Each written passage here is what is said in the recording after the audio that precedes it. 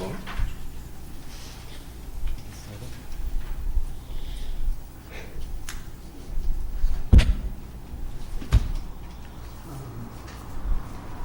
Do we have a motion to open up the public hearings? Make a motion to open the public hearing tonight? Second. Aye. All those in favor? Aye. Tonight, we have 3 public hearings. Pardon? We do it on the meeting. We could do it twice if you'd like. No problem, Hank. You're in charge. The first one being Deborah Mack. Can you read the public notice, please? Notice is hereby given that the Town of Shandaken Zoning Board of Appeals will hold a public hearing pursuant to Section 267-A of the state law and as prescribed by the district schedule of area and bulk regulations of the Shandaken Zoning Code for the purpose of hearing the following applicant. Regarding an application for area variance submitted by William Dearden on behalf of Deborah Mack for a parcel located at 51 Broad Street Hollow Road in Shandaken, New York, further identified as SBL number 5.4-1-33, said parcel consisting of .24 acres and being located in a residential 3-acre zoning district. The applicant is seeking a 44-foot area variance in relief of the required side yard setback in order to construct an addition on the existing home. The public hearing is scheduled for July 2nd, 2025 at 6:30 p.m. at the Shandaken Town Hall, 7209 Route 28, Shandaken, New York. Anyone who wishes to make comment regarding the application may do so during the public hearing. If you are unable to attend, you can send any comments you would like read during the meeting to shandakenbldg@gmail.com or PO Box 134, Shandaken, New York 12480. All such comments must be received no later than July 2nd, 2025 at 3 o'clock p.m. Do you have any communication based on the variance, either for or against? No correspondence for this applicant. No. Is there anybody here that would like to speak for or against the variance? My name's George Neer. I'm at 55 Broad Street Hollow Road. I have no problem with this at all whatsoever. Thank you, George.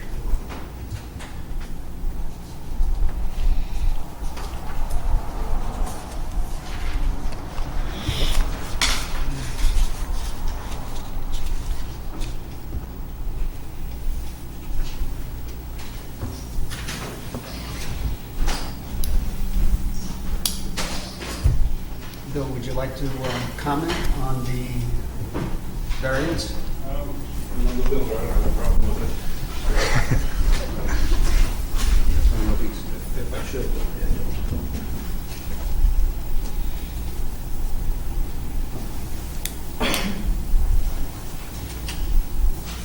It's gonna be pretty. There you go. It's confidence there.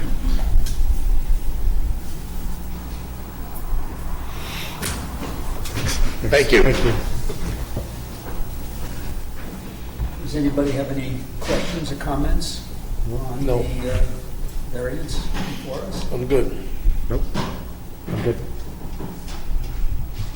Can I get a motion to approve the variance? You're As in public requested. hearings right now. Pardon? You're in public hearings right now. Yeah. You got Excuse me. public, Yeah. definitely a Excuse motion me. to close. Let's close the public hearing for Matt. Yep. Motion to close the public hearing for Matt? All those in favor? Aye. Okay. Next on the agenda is the Wellington Blueberry. We got 7 minutes, I think. Shan, we have 7 minutes yet. I think Shannon's not up here. And I need to go to the bathroom. Pretty quick. Yeah. Exactly.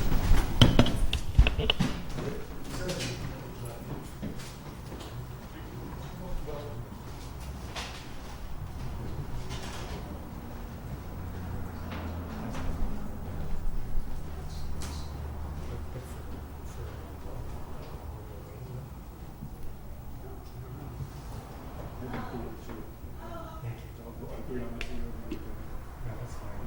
It's totally fine. This is actually 2 years.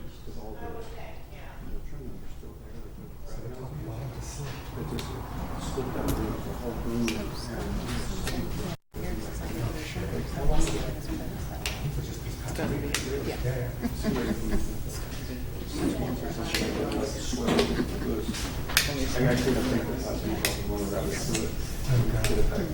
It's in my shop.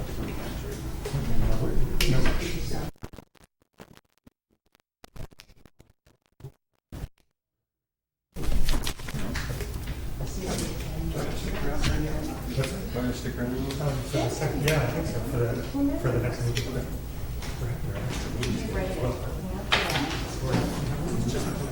It's just a special meeting, right?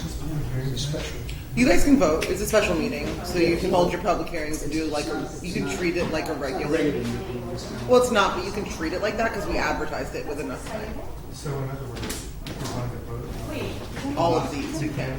after the public hearing. Yeah, absolutely.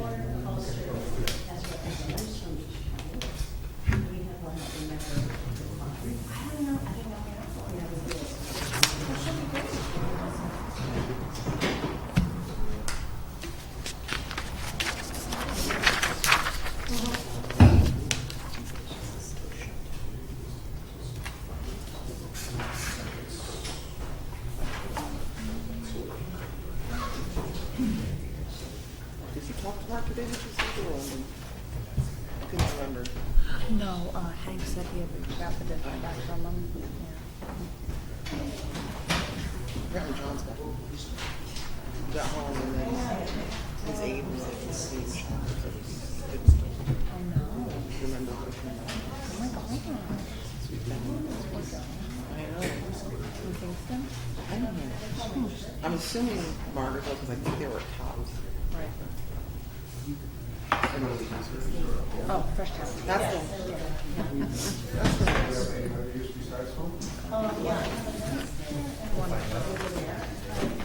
Jameson's friends. Which he shouldn't. So he can't take care of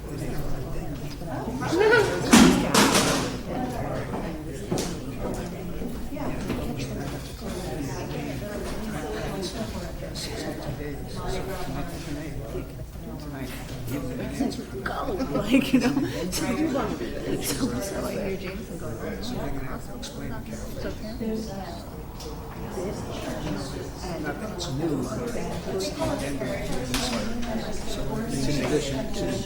It's in addition to what we know. Right. He goes, who knows what happened? Because today, when I went to the store after work, I saw him in the parking lot, get out, chit-chat it up. I was like, yeah, I'm sure he had to get surgery. Yeah.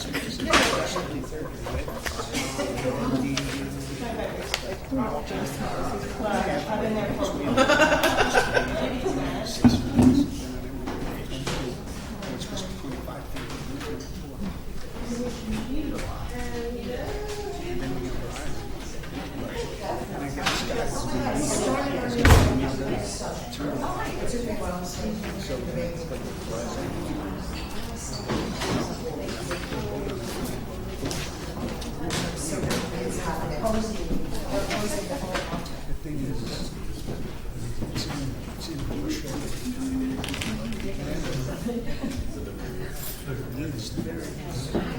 good, thank you. How are you?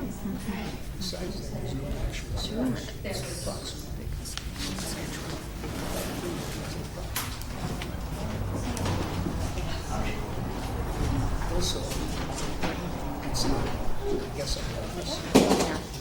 most of the time it's like a shit. And it's in their plans. And that's Verizon. It's in their plans. It's submitted. It's going to be 2 generations. One reason, one payment. So everything goes in county generated. Do research. When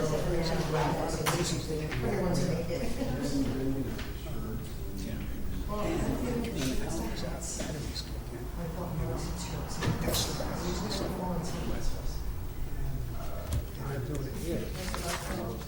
Let's see what they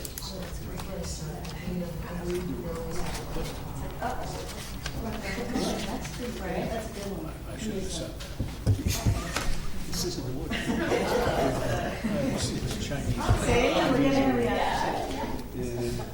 How's it going? Good. I saw Wallace. Was it yesterday?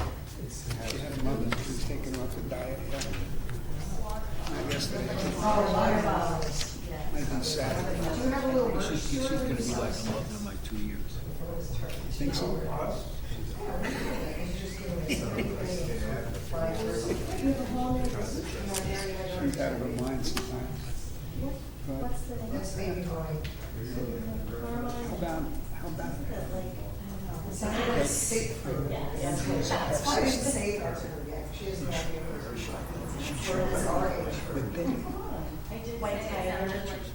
and she came asking me right down my house. And they said, listen, don't let her on the phone. Don't give her any information. And I said, watch your mail for a certified letter. She let her in the house. And she'll go off here. Would have never done that.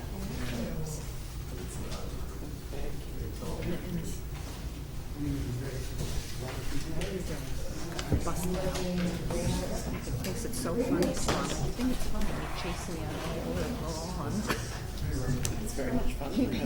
Really having time with life. Was that not fun for you? Because when it doesn't make any sense, of course it's fun. When you go on our front door, so it's a long drive, right there. So we're ready to. Just keeping your mind sharp. You're not appreciated. He's just trying to keep you on your feet. Yeah, he's trying to get my head with this morning. That's all I find cool. Crust, jet jewels, my nightstand. I had to pick them up and move them. Can I have a motion to open up the public hearing for Blueberry Wellington? Motion to open the public hearing. And a second. All those in favor? Aye. Can you read the public notice, please? Absolutely. All right. Notice is hereby given that the Town of Shandaken Zoning Board of Appeals will hold a public hearing pursuant to Section 267-A of the state law and as prescribed by the District Schedule of Area and Bulk Regulations of the Shandaken Zoning Code for the purpose of hearing the following applicant. Regarding an application for 5 area variances and 2 use variances submitted by Wellington Blueberry LLC for a parcel located at 310 Main Street in Pine Hill, New York, further identified as SBL number 4.46-1-32.110, said parcel consisting of 0.75 acres and being located in a hamlet commercial zoning district. The applicant is seeking the variances in order to convert an existing structure to 10 housing units with a retail use on the first floor. The public hearing is scheduled for July 2nd, 2025 at 6:45 p.m. at the Shandaken Town Hall, 7209 Route 28, Shandaken, New York. Anyone who wishes to make comment regarding the application may do so during the public hearing. If you are unable to attend, you can send any comments you would like read during the meeting to shandakenbldg@gmail.com or P.O. Box 134, Shandaken, New York 12480. All such comments must be received no later than July 2nd, 2025 at 3:00 p.m.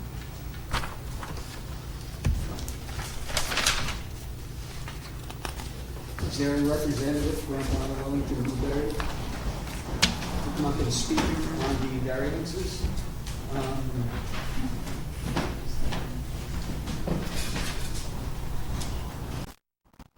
That is an addendum to the use variance that was already discussed and had a public hearing for.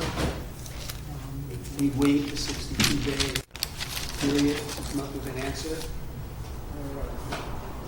The answer to that use variance, which was in relief of 116-48. And since there's an addendum to that in this particular package, which asks for relief for a cafe on the first floor. I'm sorry, I don't know what you're referring to.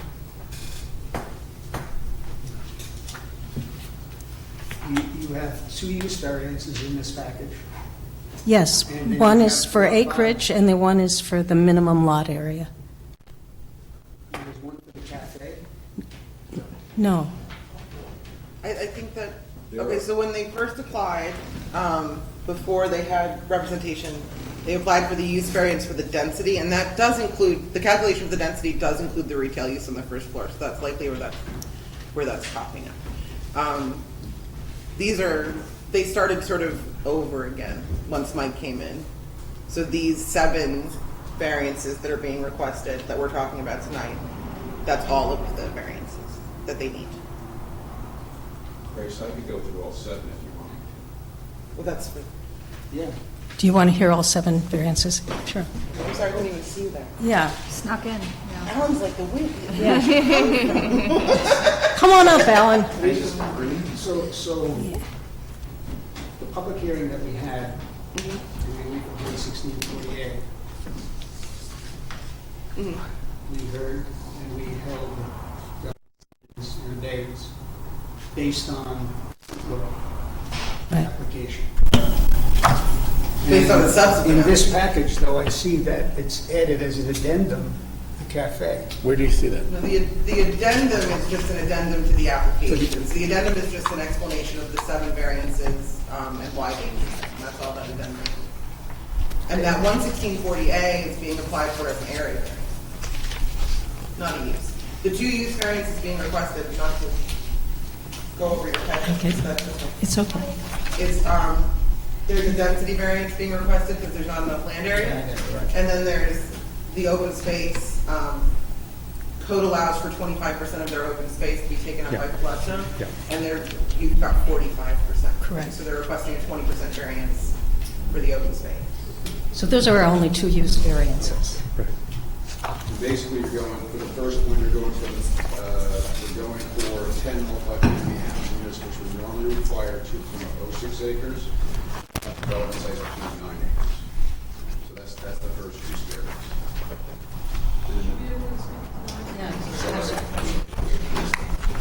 Okay, so for the first use variance, it's acreage necessary for 10 multifamily housing units would normally be approximately 2.06 acres plus minus. The total project site is 1.9 acres. Understood. So that's the first one. The second use variance is the amount of required minimum lot area located within the floodplain for a multifamily commercial parcel cannot exceed 25% of parcel total acreage.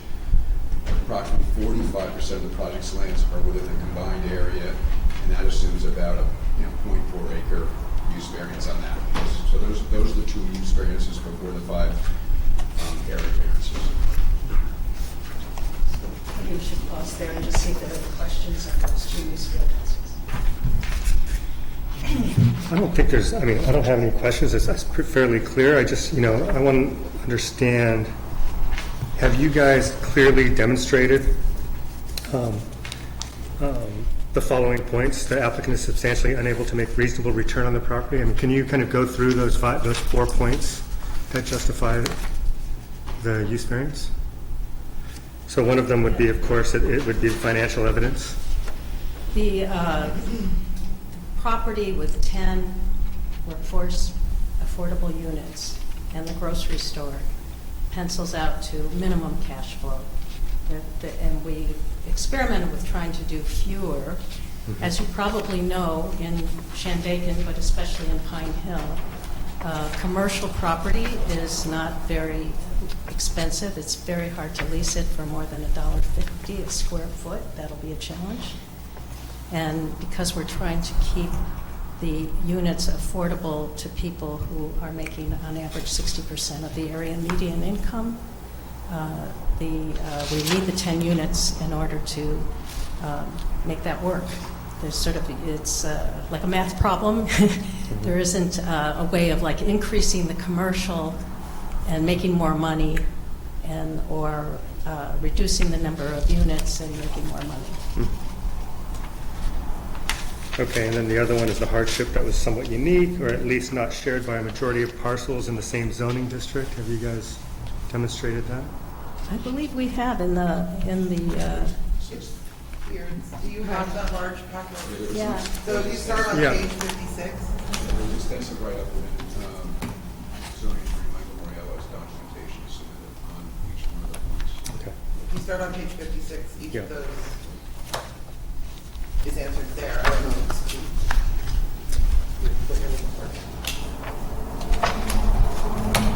And I just would like to know if you guys actually documented all of these 4 points. All of that is documented in the material that you have in front of you. And honestly, it's been a little while since we wrote it. I'd be happy to like take it and, go over it out loud if that's helpful.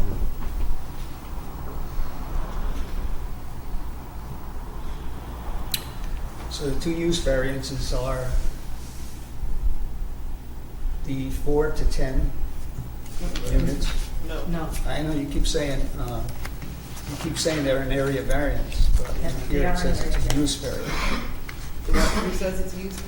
The use, it's in relief of 11648. And it says that it's a use variance Who says? in combination of the cafe.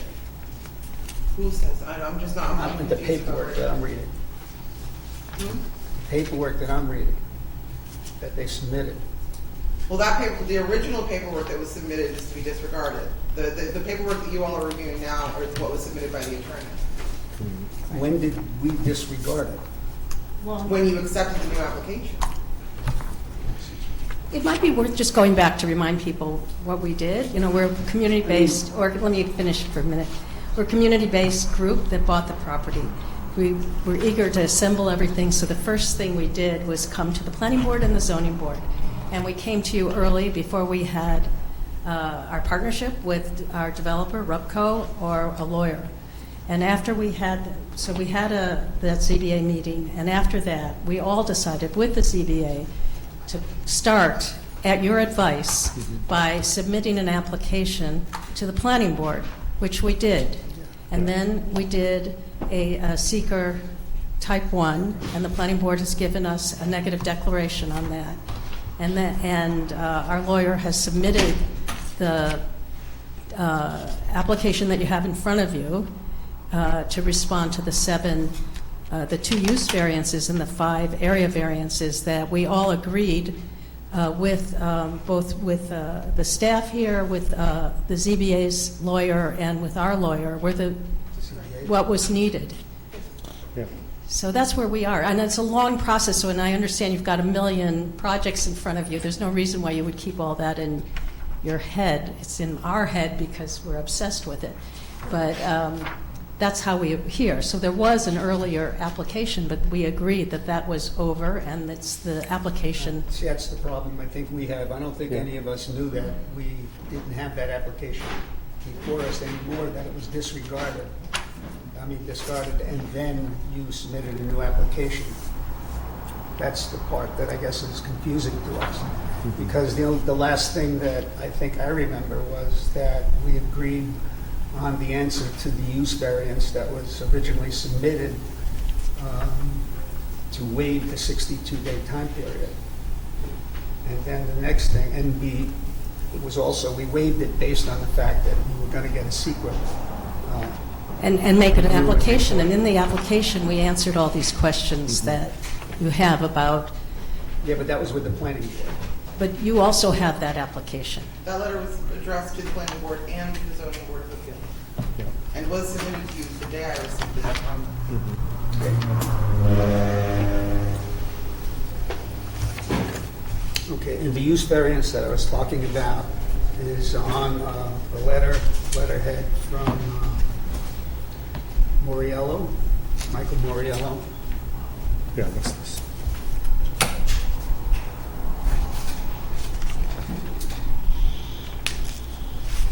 There's no date on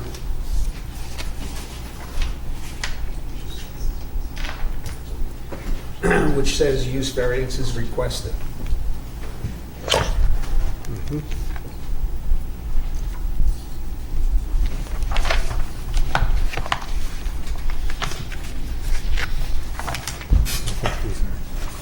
These are the 2 use variances they're looking for.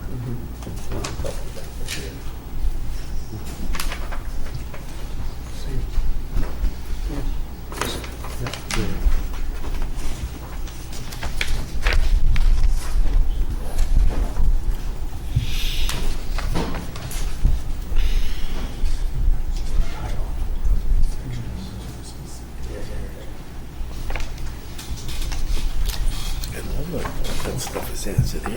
analysis, the questions you were asking. Actually, it's further back. Actually, further back. Can we, and now, It would be great. we cleared that up a little bit. Now we can move on to the Area variances. Okay, I'm going to ask Alan to, Anyways. go ahead. So let me just go through the 5 quickly. By the microphone. So there were 5 altogether. The first thing is that the number of multifamily units permitted is 4. The number proposed is 10. So that is number 1. The second one is the number of parking spaces required on site would be 21. The number proposed on site is 11. I have plans with me here if you need to see them. We basically did the best we could at taking a 150-year-old, almost 150-year-old facility that never had any parking because it dated back to pre-automobiles, to then try to come up with a reasonable number of parking spaces with the understanding that we made sure that each tenant had a spot, since there was 10 apartments altogether. That hasn't changed since the last time we saw you guys, right? No, it should be, it's 11. Actually, we did bring that to the ZBA at the last meeting. In fact, we went over all 5 of these. Yeah. And then getting more specific into the parking, the third one is normally the aisle width based on town zoning code would be 26 feet. We're proposing 25 feet, which is also common in various other Ulster County towns. And then as far as the spot size, normally town zoning code requires 9 by 20. We were able to fit in 9 by 18 spots. Basically, between the 26-foot aisle reduction to 25 feet and reducing the spots by 9 by 20, 9 by 18, we picked up 5 feet. We were able to make the project more resilient, get further away from the embankment, make it a more workable project. And we studied extensively other local zoning regs to verify those sizes existed someplace else. The fifth one was the side yard setback. Normally required is 20 feet. It's pre-existing, we're going with 5 feet.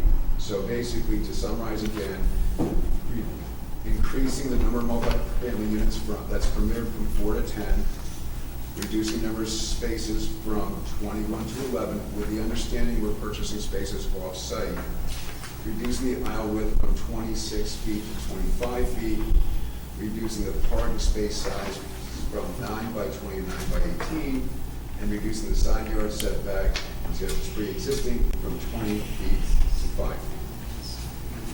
Just on the parking, I just want to remind you that we are complying with Town Code 116-24 and Resolution number 141-24 that sets a one-time fee of $250 for each parking space. We've made a check.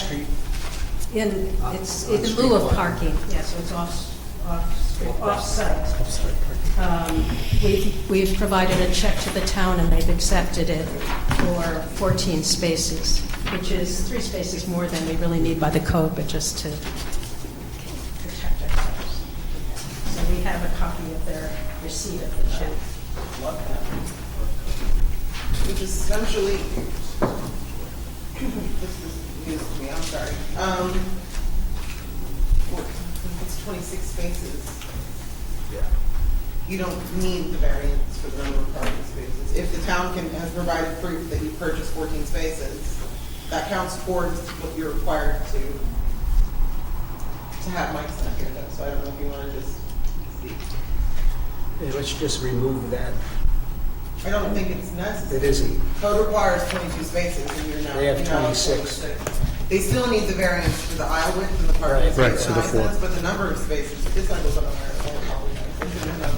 I'm sorry, I thought you So you did. could just remove that area variance. I don't think they need it. So basically, your thought process is that since You're we're providing. purchasing Yeah. it, The whole point of the casual parking section of code is so that these types of variances aren't required. It's supposed to be a benefit to the applicant as well as the town. Okay. We'll double check with Mike, but I think that makes a lot of sense to me. Right, well, I'll sign off, like, if you came to me with You would this sign? fresh, if I had this in Okay. hand when we met with Daniele and Mike, Yeah. I can promise that the decision was made. The Okay. variance for the number of spaces. Okay, terrific. Yeah. Makes everybody's life a little simpler.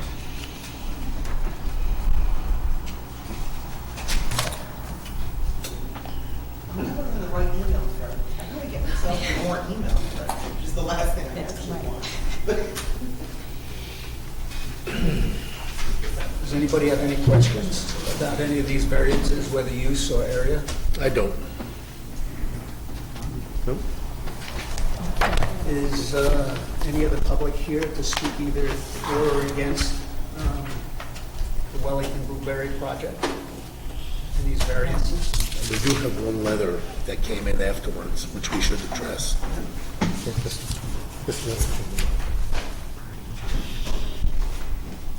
Hi, my name is Pamela Martin, and I live in Pine Hill. I live in a converted church. I've been there for 25 years. I love old buildings, beautiful old buildings, and I was always impressed by the Wellington, and I'm very, very happy that my neighbors have joined together to try to save this beautiful building and for such a great usage. I think having affordable housing for people and having some kind of ground floor cafe, grocery, what have you, is going to serve both locals and weekenders and visitors and everyone else. I'm very happy about the project. Thank you. Thanks.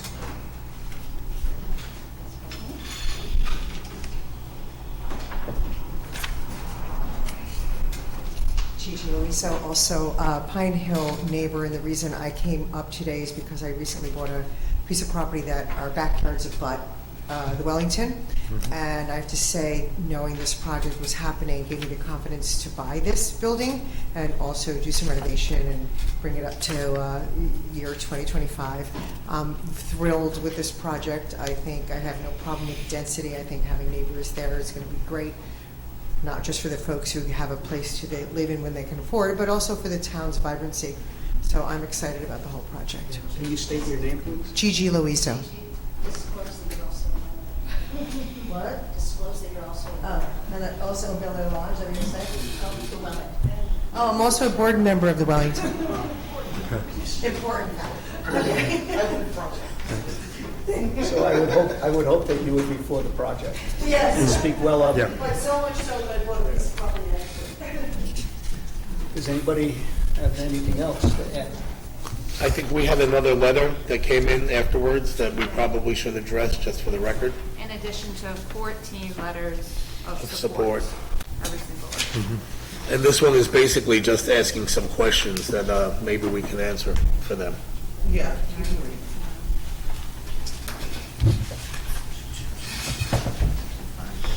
You want me to read it? Yeah.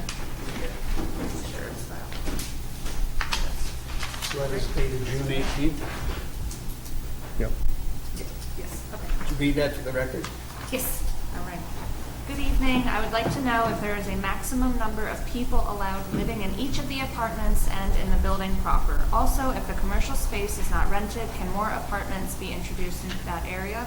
Lastly, the zoning board letter of December 18th, 2024 stated the land area is 0.95 acre. The letter for tonight's hearing states it's 0.75 acre. What is the actual size? Thank you, Michael Boyer. Can you address that?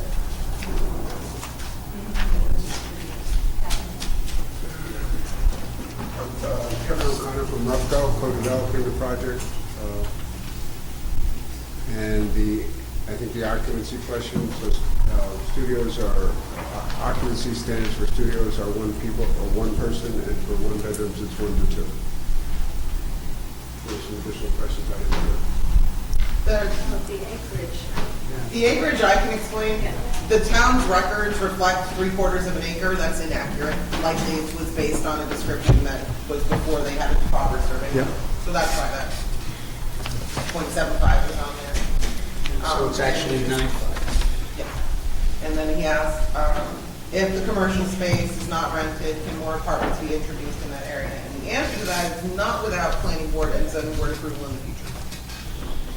Let me just say, our Don Brewer's survey is .921. Yes. I have that in Yes.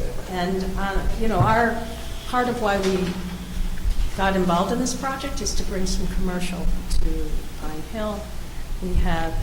That's been a real hard thing to do.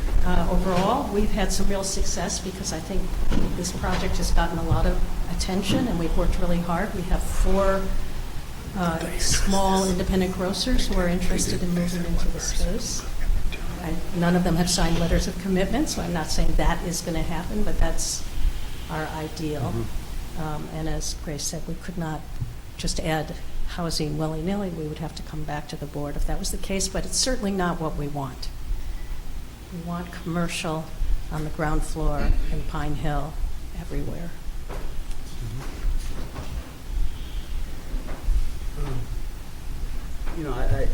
I think that the Zoning Board of Appeals, and I don't want to speak for everybody, but I believe we all feel the same way, that it's an amazing project. It's an undertaking that I can't believe that 20 or 30 individuals put their heads together and their money and beat the drums and squeezed all the representatives that you possibly could to get grants and things like that. So we applaud what you're doing in Pine Hill, and I think it's going to be a great building for the community and the town of Shandaken.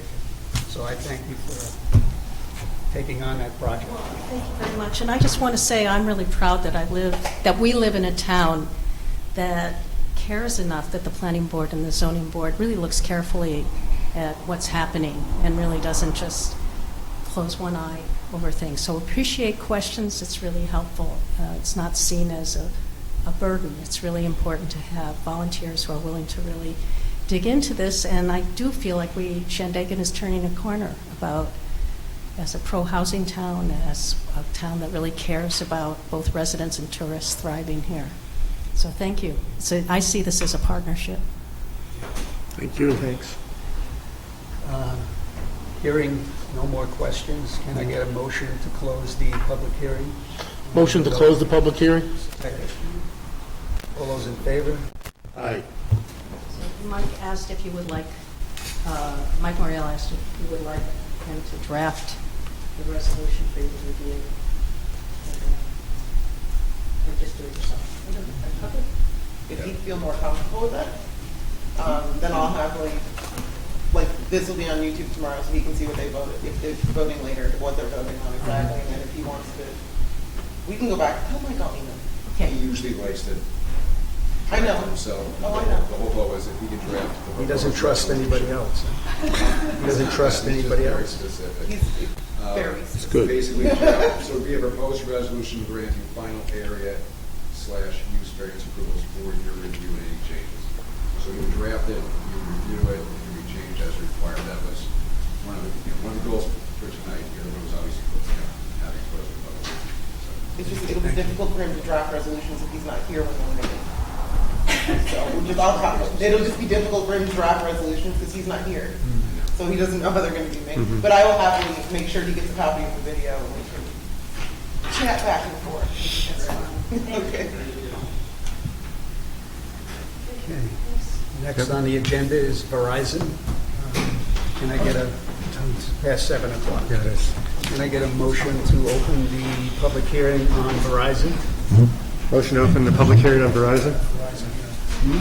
Make a motion to open the public hearing. Do I have a second? Second. All those in favor? Aye.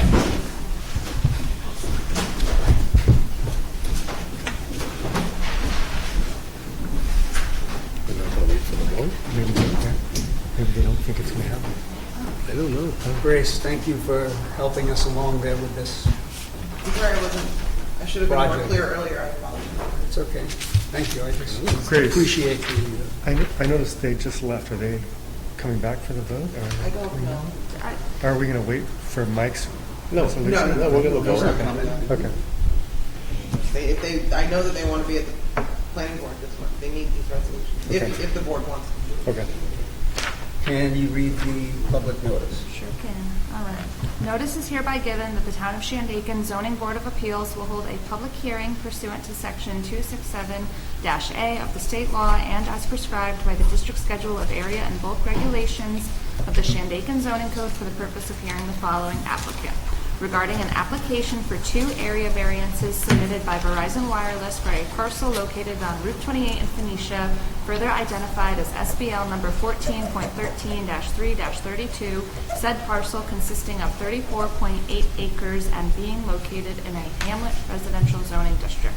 The applicant is seeking the variances in order to erect a telecommunications tower. The public hearing is scheduled for July 2nd, 2025 at 7 o'clock p.m. at the Shandaken Town Hall, 7209 Route 28, Shandaken, New York. Anyone who wishes to make comment regarding the application may do so during the public hearing. If you are unable to attend, you can send any comment you would like read during the meeting to shandakenbldg@gmail.com or P.O. Box 134, Shandaken, New York 12480. All such comments must be received no later than July 2nd, 2025 at 3 o'clock p.m. Good evening, everybody. My name is James Zavala. I work for the law firm Young Summer. I'm the attorney representing Verizon tonight. Just wanted to make myself known in case the board has questions or any members of the public did as well. Thank you. Thanks. Were there any communications regarding the Verizon project? No letters, no emails. Is there anybody here from the public that would like to speak either for or against the Verizon project? I would. State your name and your address. Sam Lemaine, 500 Samson Road, Phoenicia. Please just sign in. Thank you so much.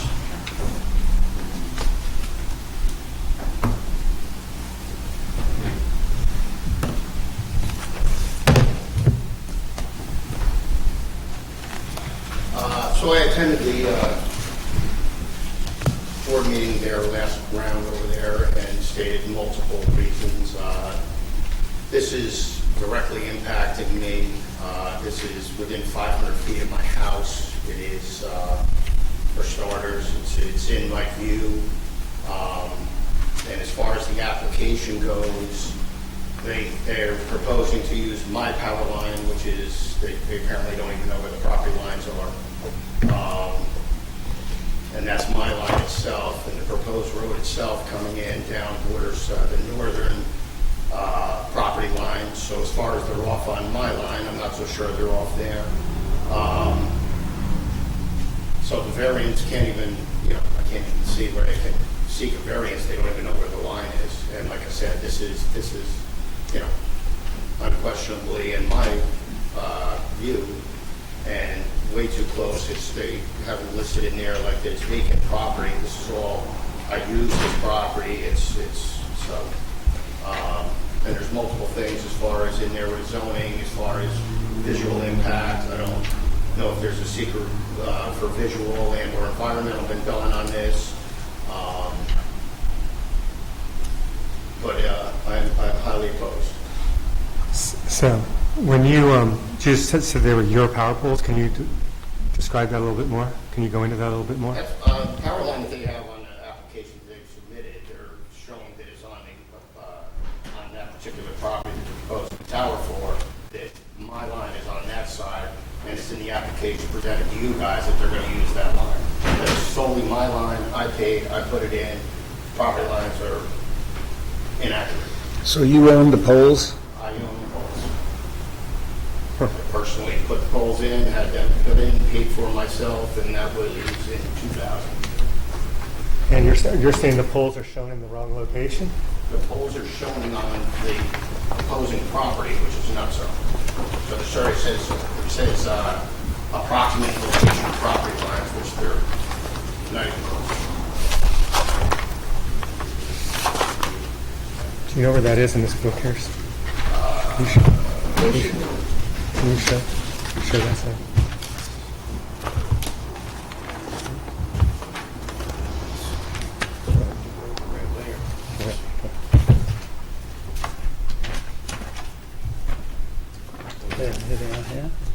Right here, utility poles. They're showing what the proposed usage and coming in using this line.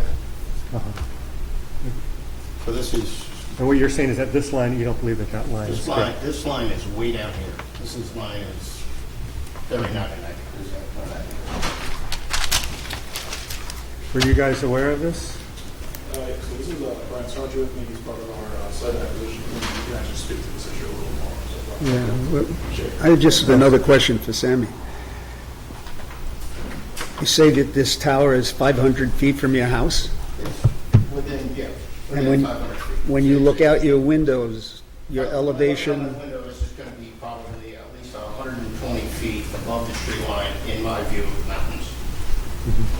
It's directly in my view. It's directly only area that's down there is not wooded land. It's I occupy that. My daughter's sleigh rides, snowmobiles, plays, does whatever there. It's occupied land. Right. And there's even in the laws in there as far as that I was reading up on they're saying that ice falling off the tower contained within the zone in which it's going to be. There's 50-mile-an-hour winds and it blows the shingles off my garage and they land far away. So I can't imagine where the ice is going to land on this or off this thing. So, and that's just a few things. And I know that, I don't know if they've, like I said, environmentally, I said nothing else. I witnessed a dead rattlesnake leaving that property. It was in the road last year. So that's an endangered species for this property. Just something else to consider. Aside of everything else. does anybody have any more questions for Sam? I don't think so. Any questions? Which property are you saying? All three of these? No. Go back to this. This There's one. no property line. So you're Yeah, this is state land over here. And then this comes down and then my corner is Let me see it. down below. You're here? This No, is- you're here. Yeah, this is me here. And this is the state land corner. This is you here.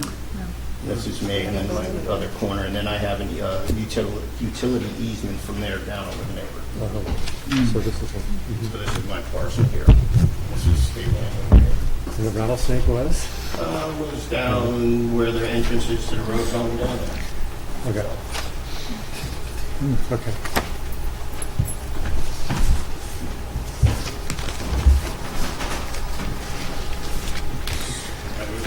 Yeah. go on where we started talking about the utility pole. Yeah, can you state your name again? I didn't hear it. James Lavelle. Brian Sargent with Aerosmith Development. We were tasked a couple of years ago, or 3 or 4 years ago, finding a site in this area. As we all know, service, particularly at that time, is non-existent. It's a very tough place. We've been to contract. We're actually enjoying consideration with Ulster County because there's a need for emergency services in this area. A lot of people don't recognize that they use their cell phone for 911. But I wanted to speak to the property issues that Sam just raised. And Sam is correct in my understanding that the poles are in fact owned by him. But we do believe the underlying property, at least according to our surveyor, is in fact on the parcel that we're leasing. So we cannot use his poles that are owned by him. Customer owned. How that happened, I'm not quite sure. But we would then propose, it's likely, we're still contemplating how we resolve this issue, but we would potentially just run a pole line adjacent to that existing pole line. So we're working on resolving that as we speak. Prior to submitting all of this, didn't Verizon feel it necessary to do a survey? There is a survey. It's not a current survey. We only see approximate property lines, an approximate, and you're asking for a 55-foot variance on, I believe, Mr. Umhay's property, and that's only, it's not accurate if it's not an actual survey. We did have a full survey for this. So Verizon goes about and actually decides where a tower can be placed, potential lands, but once a lease is executed with the landowner, as it currently has been, the next thing we do is go out and conduct a full survey. That survey is how we determine that, again, the poles are on, Mr.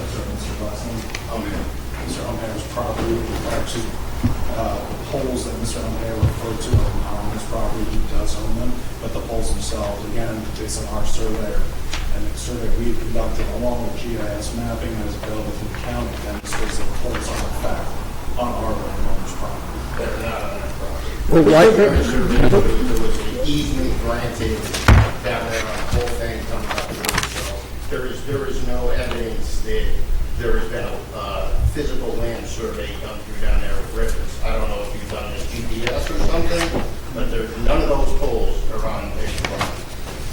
But also, I mean, if you have in fact done a survey, why is it still called proximate on the drawings that we have? Every drawing that we have in this booklet says approximate location of property line. So the drawings in those books are construction drawings. They're used to demonstrate what the approximation of the town proposed project would look like. When we go through, we check and see what the town actually requires to be submitted so we can meet all the application requirements.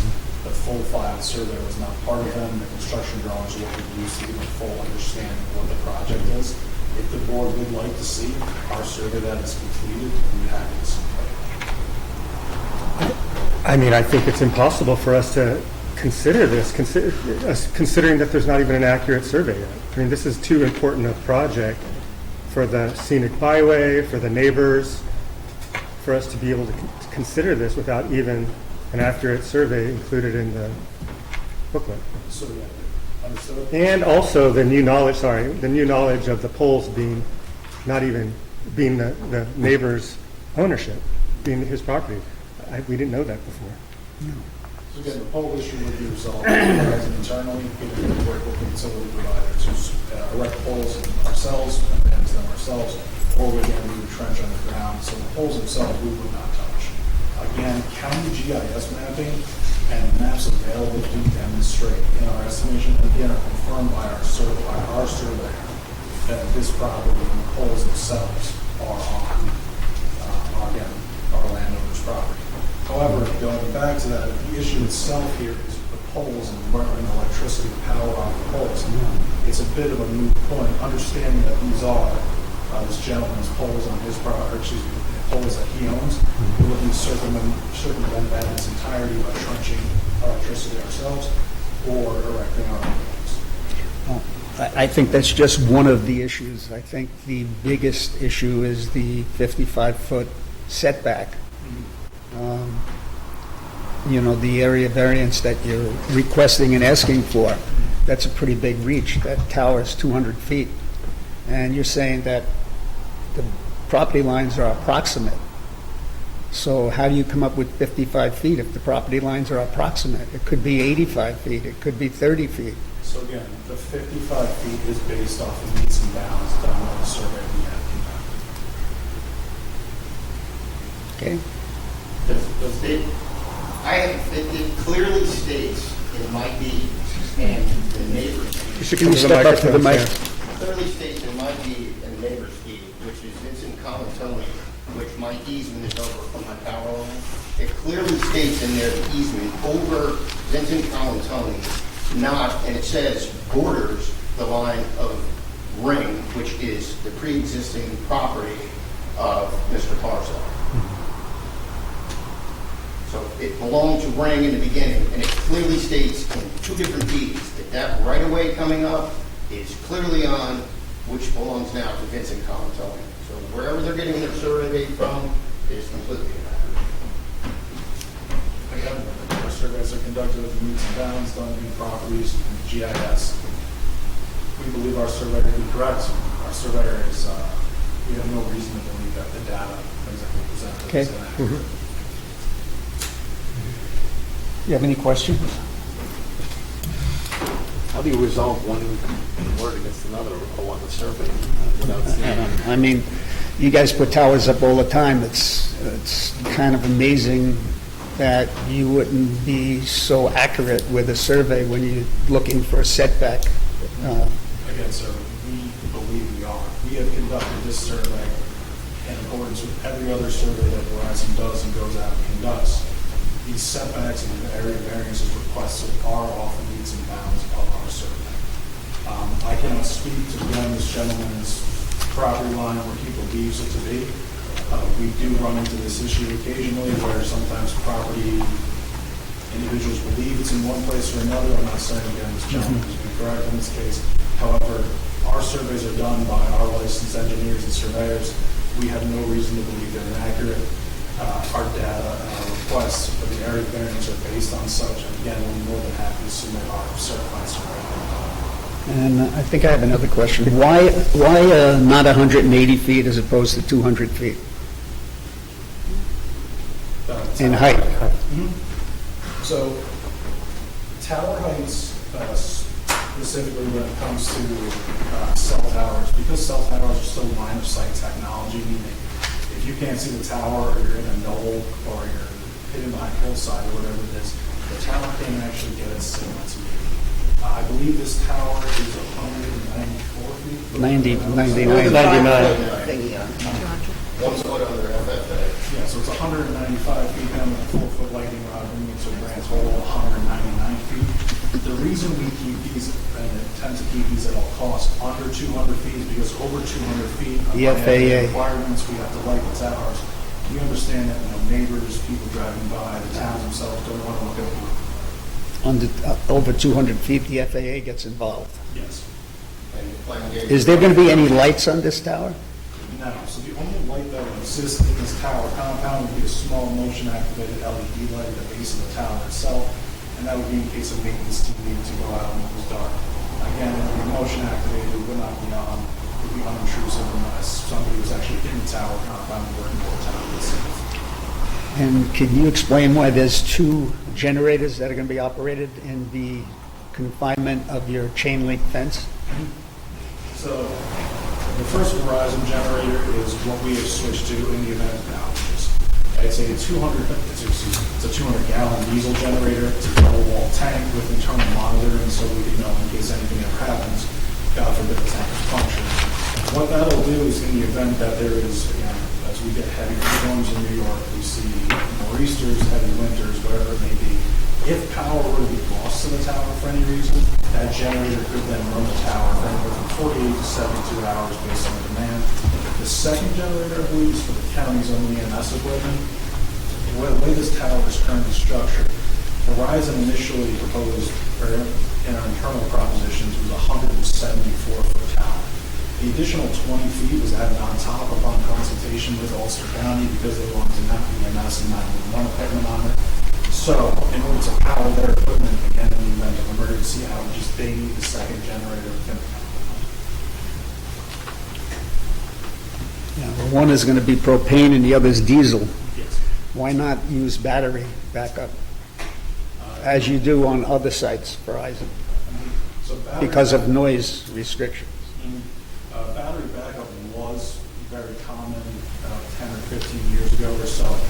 We're finding now that the actual diesel generators, or in some cases propane, which we use depending on where the site is, where the wetlands, where environmental hazards in there be. Battery backups, 1, don't last as long, and 2, are slightly less reliable. So we've switched over to diesel now. They're easier for us to monitor. We can monitor them remotely in case anything happens to them. They're easier to replenish in the event of an outage that extends for several days or weeks even. It's much easier for us to go out and actually just get a team on a snowmobile or whatever it may be to top off a diesel generator as opposed to recharging a battery on a tower in a remote location such as this. Okay. I just want to add to that too. This Can you step up and speak This is to the like mic? 75 feet off my mowed portion of my lawn. So the noise coming from this is a definite impact. And then they're proposing a 199-foot tower, which they're just playing games with not putting a light on, staying under FFA. Military maneuvers go through here every day. I have pictures going through every day, or not every day, but monthly.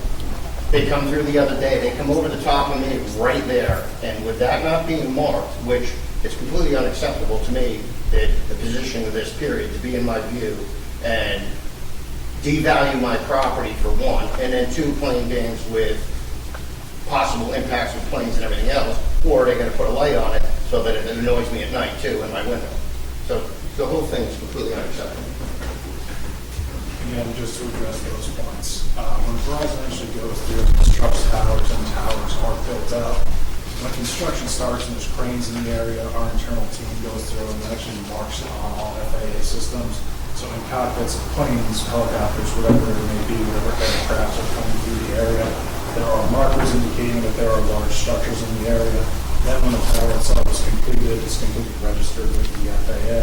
It is entered into all flight paths, so all, again, planes, helicopters, whatever it may be, are aware that it's in the area.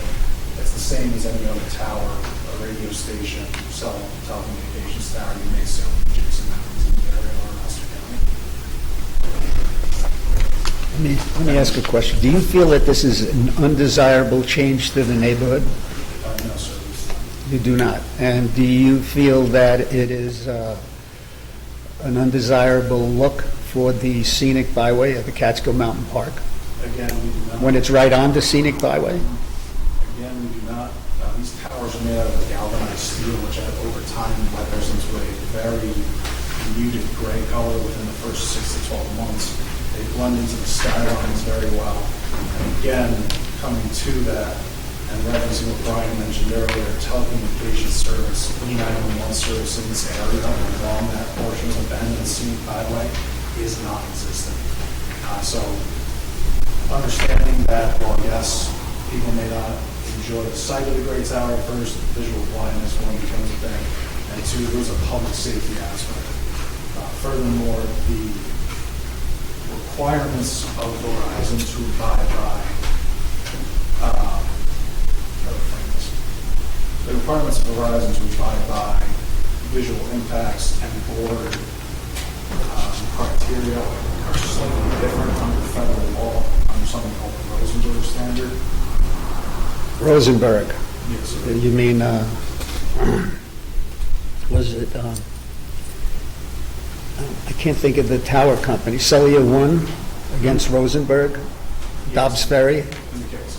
Children's Village, 209 acres, that was a use variance. That wasn't an area variance that they, No, I understand, but however, those criteria have been adopted by the Telecommunications Act and the Court of Appeals in New York State to apply to all but for all of those actual arbitrations or Supreme Court decisions, there's also decisions that go in favor of communities that are opposed or for whatever reason, not according to their zoning codes, that deny it. No, So, I mean, Again, I'm not saying that Verizon is exempt from these things. Boards, local boards and municipalities absolutely have the right to evaluate applications on view-shed analysis. I was saying that the Court of Appeals in New York has weaned down some of the criteria. how about the RF value of the radiation within so many feet of the tower? There's been studies on that. Yes, there have been. There's some studies say that 400 meters is a safe distance, which is a quarter of a mile. So, on the subject of RF safety, the FCC has federally preempted that and guides and controls all RF emission studies in terms of the telecommunications companies, meaning that the FCC has determined what levels are federally acceptable. Now, bearing that in mind, if this tower was turned on, every band on it was emitted, maxed out at 100% of its power. And what I say by that is imagine you have something akin to Woodstock 99 going on at the base of the tower, where everyone's on their phone, everyone's trying to hook up and gather a signal. This tower would operate at less than 2% of what the FCC deems as acceptable levels of RF emissions. That's at 5G? Yes, 4G and 5G.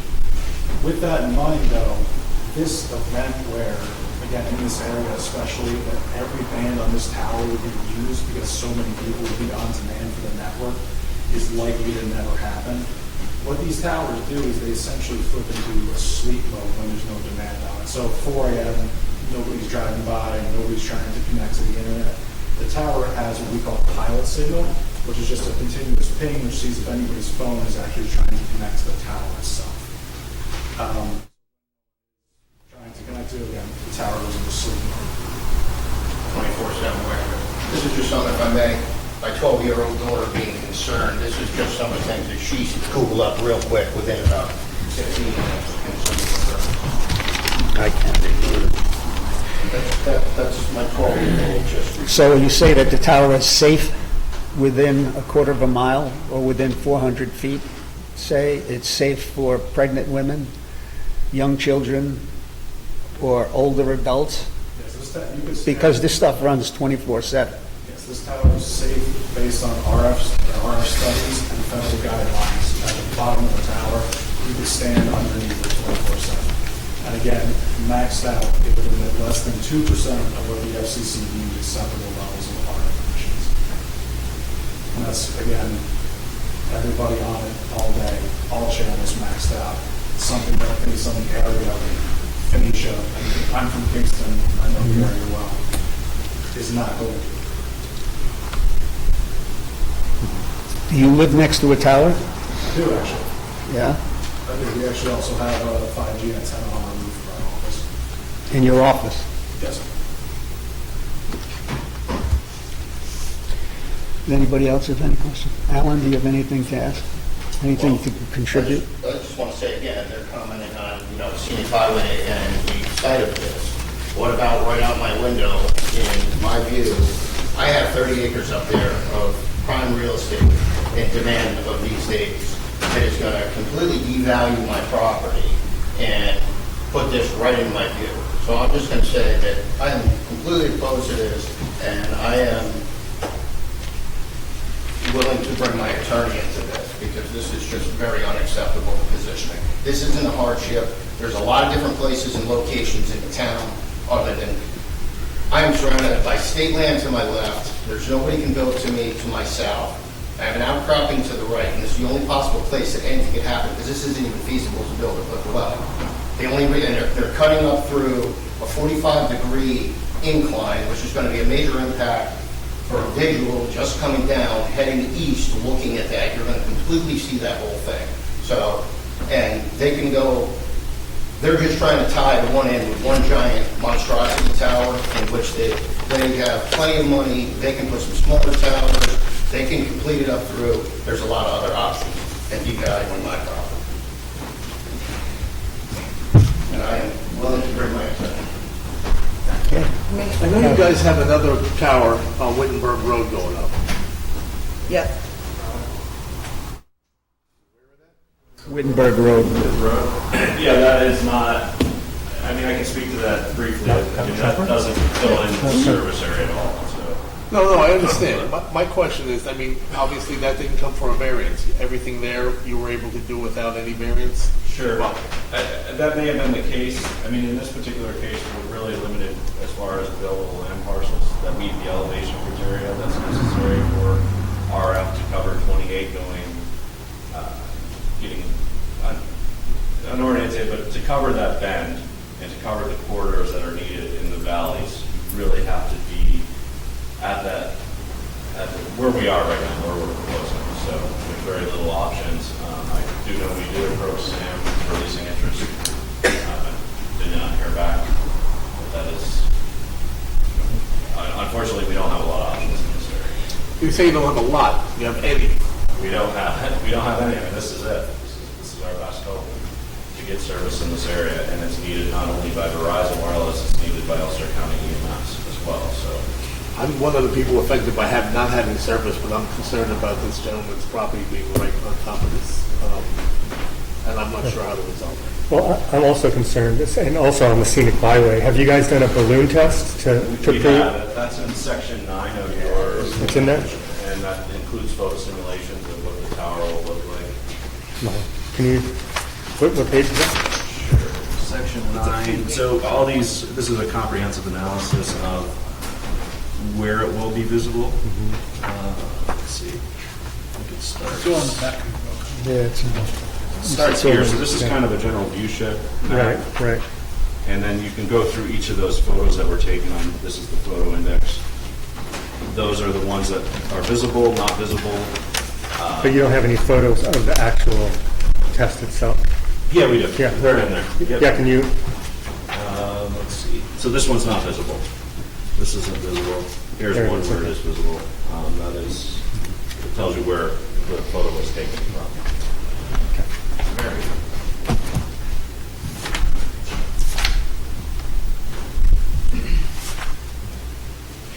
I'm sorry, just Did you say that without county EMS services, the tower would have been 174 feet?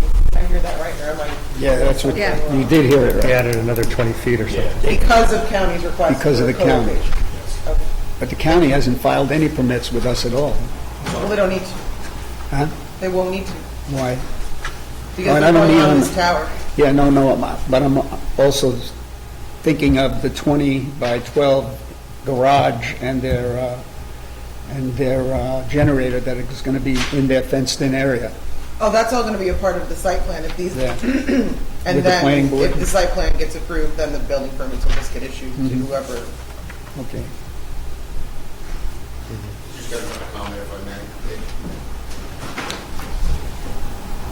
Back in the early 2000s, which I didn't have, I was wondering where I was going to make a tower work and make it to 430. I actually had a lease agreement with tower company.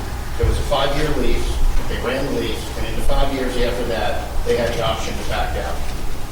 They had their full go-ahead. They decided to back out. That's back when I didn't really care about anything. And then, yes, they approached me multiple times. We were discussing dollars, and I was talking that if I was even going to consider this, it was going to make it worth my while. So when we got all done, then I had a family meeting, talked to my family. We discussed all the ups and downs of what was going to happen with this, and it was a no-go with my family that I had to take into consideration for all impacts for later on, for possible sale of the property, for everything else, for health issues and all of it. And not only that, back when, I used to have a flip phone, which is an analog. I could stand on my property and I could make telephone calls everywhere. It worked fine. So the smarter you guys get with technology, with 5G and everything else that's harmful, you should go backwards, because those fucking phones work fine. So, and the phones we got today, actually, the smarter they get, the dumber they get.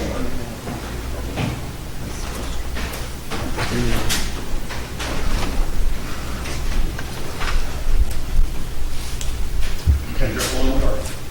I have T-Mobile, and in my T-Mobile, I have satellite that I can text data, Starlink, and how long is it before we go to complete satellite communications where we don't even need tower? It seems to me that the way technology is moving along, it's not long before that happens. And I'm sure that for purposes of 911, I'm sure everybody can have satellite communication phones. Aside of putting a monstrosity in my front yard.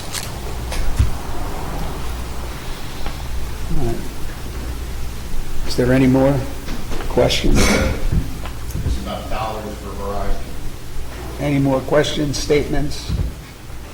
Well, we had requested, I think the last time you guys came up to, in front of Yeah, I us, think you said something about the, I did ask for a section. I asked for a section cut through the site. I don't know if you guys, Yeah, so I Go believe back. that section that you reference is actually on map C12.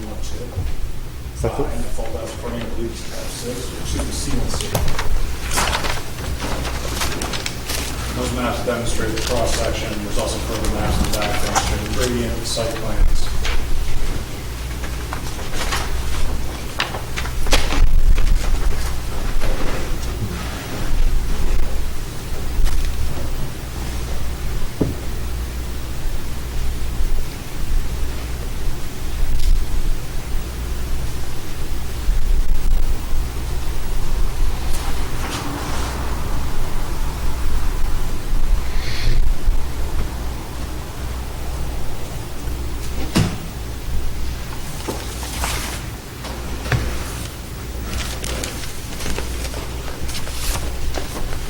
so in this drawing, can you come up with that? Is that raised off the grade? Like, is there a section through this is what we asked for last? Is this elevated off of grade? It's just elevated off of grade in terms of are we building it up? Yeah. So these are the contours Right. demonstrating that there will be a slight buildup, and then there's just a concrete pad. Right. So how high is that going to be off of? It's So we're going from. yeah, go ahead.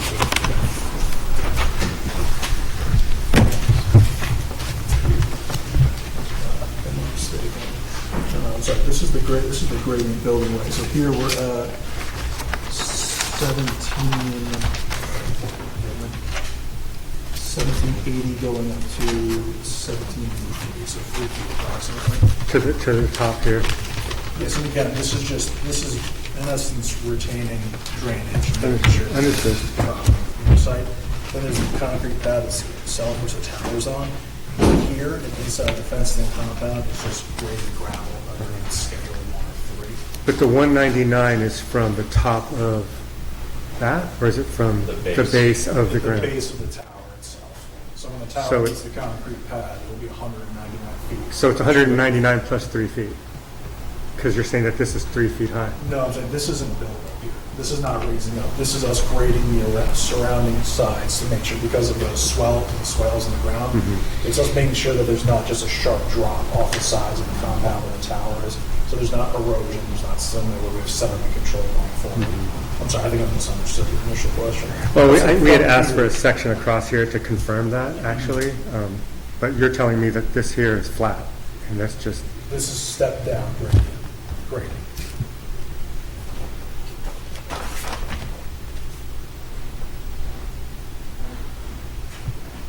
That's step down, which means that the platform is raised. So again, from here, we're cutting a flat path into here. And then you're transitioning, And you're that's stepping going it flat. down to the there. reason it's stepping down here, so there's just not steep drop off the sides. I So see. it's not us building up as much Okay. as it's us controlling the edging around the compound, making sure that as time goes on, weather events happen, that we don't lose the gravel, lose the structural integrity of anything, making sure that it's safe. You okay, Alan? Okay. Yeah. All right. Larry, anything? No. Alan? Christian? I'm good.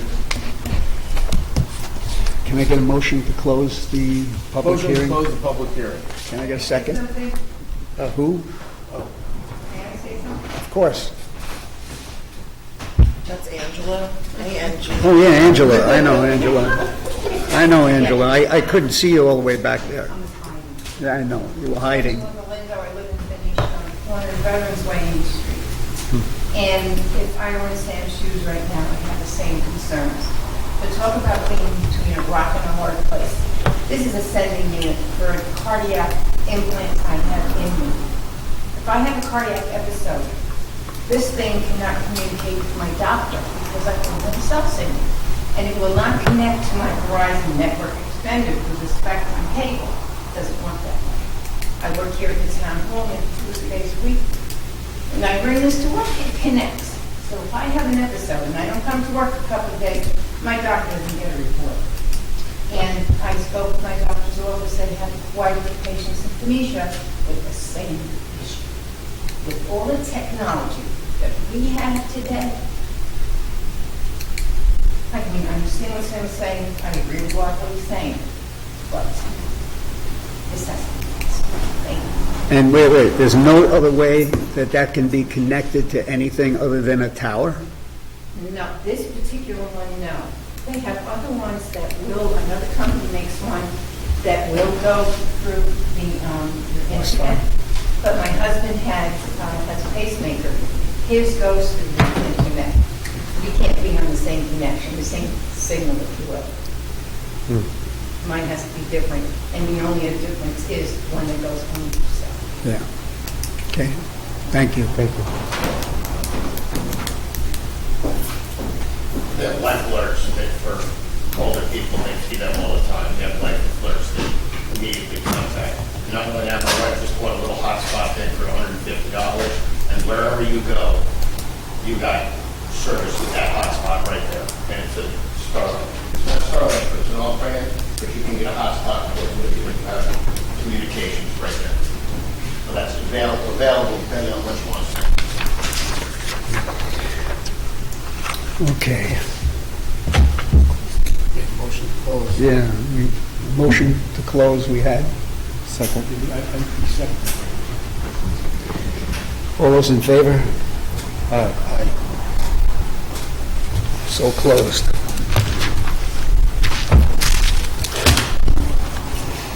All right. We go back to vote on, we start the whole meeting. Yeah, yeah. All right, I'd like to make a motion that we open a regular meeting to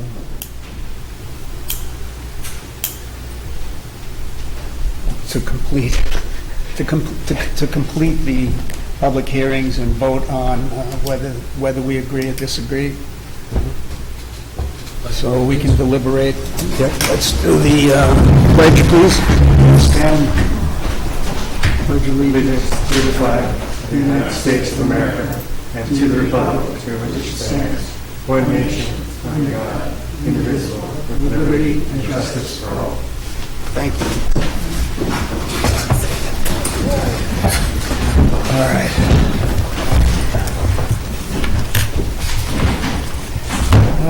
Thank you for bearing with us. It's been a long evening with a couple of the public hearings.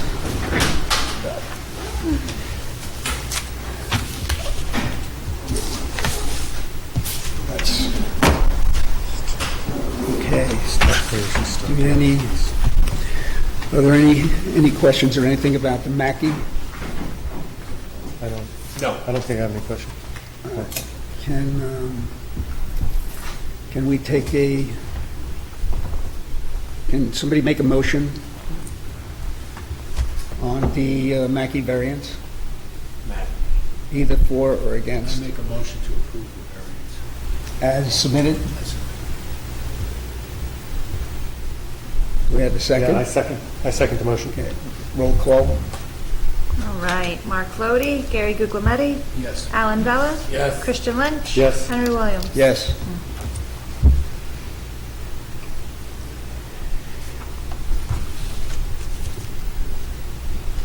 Next, the Wellington Blueberry. Yeah. Make a motion to approve the variances as outlined in the submitted paperwork for the Wellington Blueberry. I said. Mark Flody, Gary Guglielmetti. Yes. Alan Vella. Yes. Christian Lynch. Yes. Henry Williams. Yes.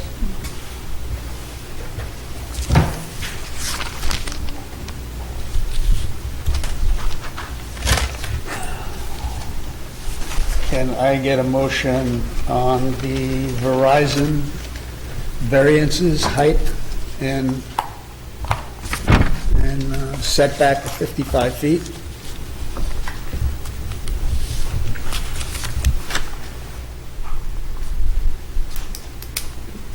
Can I get a motion to either accept or deny? Motion to accept the variances as outlined from Verizon. Can I get a second? Second. Mark Flody, Gary Guglielmetti. On To Verizon. accept it. On Verizon. To not accept. To approve. Accept it. It's a motion You can to either- approve. You can either vote yes or no. No. This is a motion to approve. So it's either yes, approve the variances, or don't. So it's- Yeah. Or That's what I no, said, don't. yes or no. Yeah. No. Alan Vella. No. Christian Lynch. No. Henry Williams. No.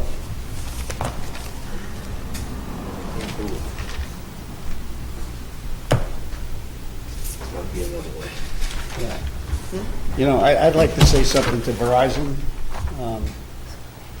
I'd just like to say that the applicant, has not met our zoning requirements in this particular case, and that we are not prohibiting Verizon service or we're not prohibiting your service or interfering with Verizon's ability to build a tower in the town of Shandaken. We know that we need a tower in the town of Shandaken to provide service. However, maybe in this instant case, that this particular site is not good for Shandaken, for its residents, and the people that live around the adjoining properties. It's totally in the view shed of the scenic byway.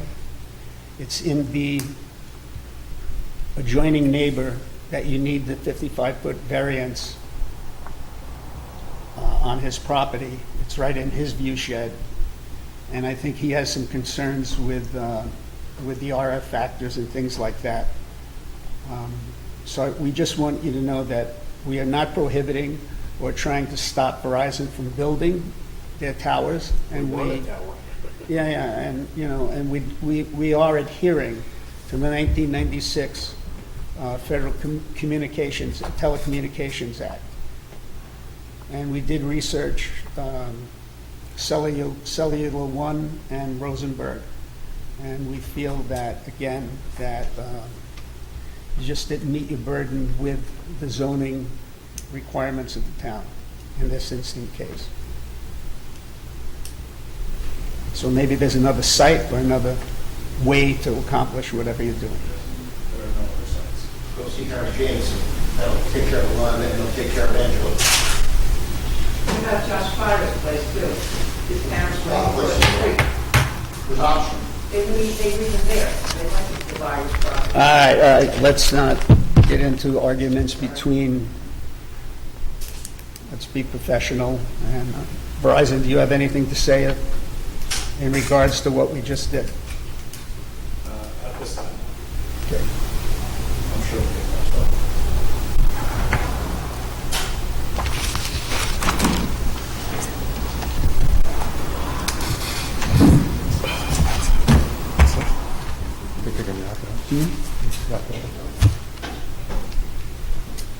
Thank you all. Yeah, thanks for coming. Yeah, thanks.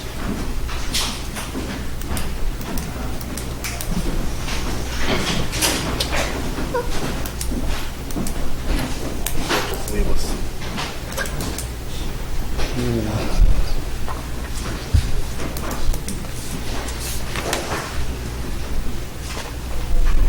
Can I get a motion to adjourn?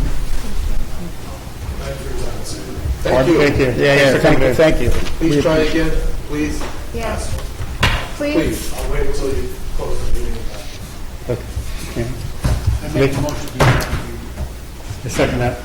All in favor? Aye. Aye.